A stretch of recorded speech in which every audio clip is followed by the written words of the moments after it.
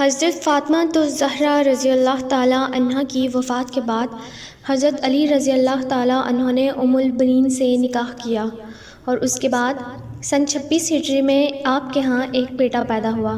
آپ رضی اللہ تعالیٰ عنہ نے اپنے بیٹے کا نام عباس رکھا، جس کے معنی شیر کے ہیں۔ واقعہ کربلا میں حضرت عباس کو ایک خاص مقام حاصل ہے، کیونکہ عباس رضی اللہ تعالیٰ عنہ امام حسین کے قافلے کے علمدار تھے، اس لیے انہیں عباس علمدار کے نام سے بھی یاد کیا جاتا ہے۔ 10 محرم والے دن جب تمام اہل بیت پیاس سے نڈھال ہو چکے تھے، تب 4 سالہ ننھی سکینہ اپنے چھوٹے چھوٹے ہاتھ لے کر حضرت عباس رضی اللہ تعالیٰ عنہ کے پاس آئیں اور کہنے لگیں، چچا عباس، میں نے 3 دن سے پانی نہیں پیا۔ میں سب کی پیاس دیکھ کر صبر کرتی رہی، لیکن اگر علی اصغر کو پانی نہیں دیا تو وہ تڑپ تڑپ کر مر جائے گا۔ چچا عباس، تھوڑا سا پانی لا دیں۔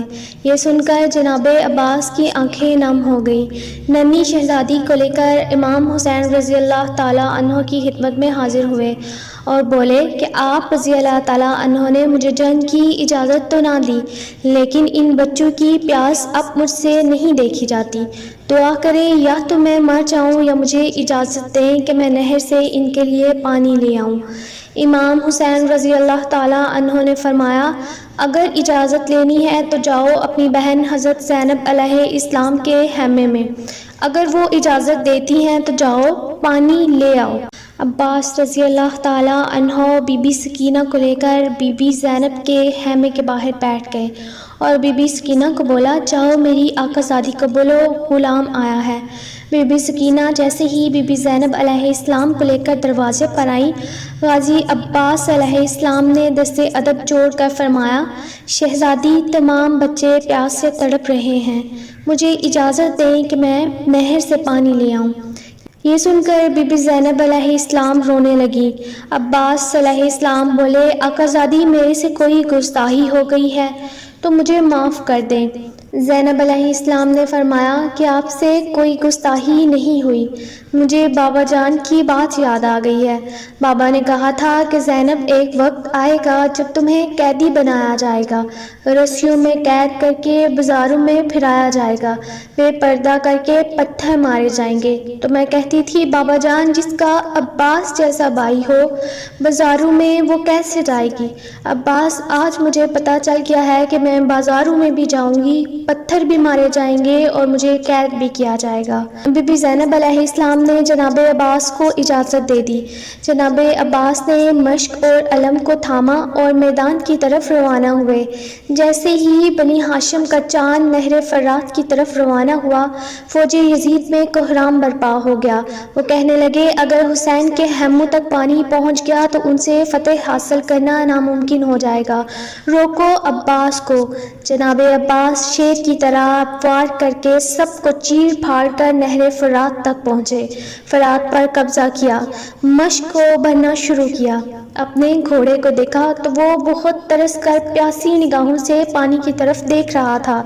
آپ نے گھوڑے سے کہا کہ تم 3 دن سے پیاسے ہو، پانی کیوں نہیں پی رہے؟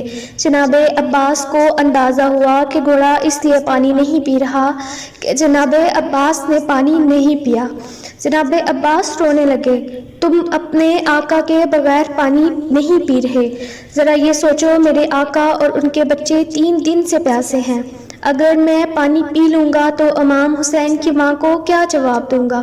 مشک بھرتے بھرتے جب جناب عباس کے ہاتھوں کو پانی لگا تو جناب عباس بولے، اے میرے اللہ، حسین کے بچوں سے پہلے میرے بازو تک پہنچ گیا ہے، جب میں حسین رضی اللہ تعالیٰ عنہ سے ملوں یہ بازو میرے ساتھ نہ ہوں۔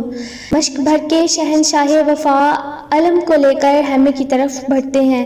یہ دیکھ کر یزیدی لشکر میں کھلبلی مچ گئی۔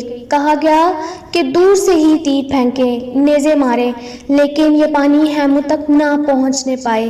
ہزاروں تیر عباس علیہ السلام پر چلاتے گئے۔ عباس علیہ السلام تیز تیز خیموں کی طرف پہنچنے لگے۔ بس ایک امید تھی، کچھ بھی ہو جائے پانی سکینہ تک پہنچ جائے۔ اتنے میں کسی ظالم نے جناب عباس کے بازو کا نشانہ لگایا۔ جناب عباس کے ایک بازو پر تیر لگا۔ عباس علیہ السلام کا ایک بازو قلم ہو گیا۔ عباس علیہ السلام مشق اور علم کو دوسرے ہاتھ میں لے لیا اور خیمے کی طرف بڑھنے لگے۔ کسی ظالم نے دوسرے بازو کا نشانہ لیا، دوسرا بازو بھی قلم ہو گیا۔ جناب عباس علیہ السلام نے مشق اور علم کو دانتوں میں پکڑ لیا اور جلدی جلدی خیموں کی طرف بڑھنے لگے۔ اتنے میں کسی ملعون نے آپ کے چہرے کا نشانہ بنایا۔ ایک تیر جناب عباس علیہ السلام کی آنکھ میں آ لگا۔ جناب عباس پھر بھی چلتے رہے۔ پھر کسی ظالم نے مشق کو نشانہ بنایا اور پانی بہنے لگا۔ جناب عباس بہتے پانی کو دیکھ کر نا امید ہوتے ہیں۔ اتنے میں کسی ظالم نے جناب عباس کے سر پر وار کیا اور آپ علیہ السلام گھوڑے کی زین سے زمین پر آئے۔ امام حسین رضی اللہ تعالیٰ عنہ اور بی بی زینب علیہ السلام دور سے دیکھ رہے تھے کہ علم کبھی دائیں کبھی بائیں طرف جا رہا تھا۔ حضرت حسین رضی اللہ تعالیٰ عنہ نے جیسے ہی علم کو گرتے دیکھا تو دوڑتے ہوئے جناب عباس کے پاس پہنچے۔ عباس علیہ السلام کے سر مبارک کو اپنی گود میں رکھا۔ غازی عباس بولے، اے میرے آقا، مجھے معاف کرنا، میں نے کوشش تو بہت کی لیکن سیدہ سکینہ تک پانی نہیں پہنچا۔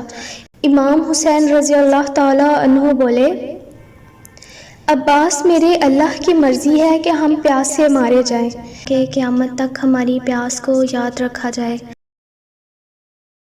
غازی عباس علیہ السلام نے فرمایا، اے مولا، میں نے زندگی میں کبھی آپ کو کوئی تکلیف نہیں دی، اگر آپ کی اجازت ہو تو آج کچھ کہنا چاہتا ہوں۔ امام حسین رضی اللہ تعالیٰ عنہ بولے، اے میرے بھائی، بولو کیا چاہتے ہو؟ عباس علیہ السلام بولے، میں نے اپنی والدہ سے سنا تھا کہ میں نے پیدا ہونے کے بعد آنکھیں کھول کر آپ کی زیارت کی تھی۔ آخری وقت میں بھی میں آپ کی زیارت کرنا چاہتا ہوں اور آپ کو دیکھنے کے بعد مرنا چاہتا ہوں۔ میری ایک آنکھ پر تیر لگا ہے اور دوسری آنکھ میں خون بھرا ہوا ہے، اگر تکلیف نہ ہو تو میری آنکھ سے خون صاف کر دیں تاکہ میں آپ رضی اللہ تعالیٰ عنہ کی زیارت کر سکوں۔ امام حسین رضی اللہ تعالیٰ عنہ یہ سن کر روئے اور آپ علیہ السلام کی آنکھ سے خون صاف کیا۔ جناب عباس نے جی بھر کر زیارت کی۔ ابھی زیارت کر ہی رہے تھے کہ امام حسین رضی اللہ تعالیٰ عنہ نے فرمایا، عباس، میری بھی ایک آخری خواہش ہے۔ عباس علیہ السلام نے بولا، جی میرے آقا، حکم کریں۔ امام حسین رضی اللہ تعالیٰ عنہ نے فرمایا، بچپن سے لے کر آج تک تم نے کبھی مجھے آقا کہا، کبھی سید کہا اور کبھی سردار بولا۔ عباس، آج میں یہ چاہتا ہوں کہ تم مجھے بھائی کہو۔ اور یہ سنتے ہی روتے ہوئے عباس علیہ السلام مدینے کی طرف دیکھنے لگے اور بولے کہ اے میری ماں، دیکھ ہماری آقا زادی کا بیٹا کیا چاہتا ہے۔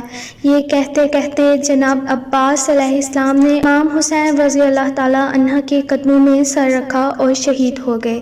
انا للہ و انا الیہ راجعون۔ سلام ہو شہنشاہ وفا جناب عباس علمدار پر۔ الوداع الوداع یا عباس الوداع۔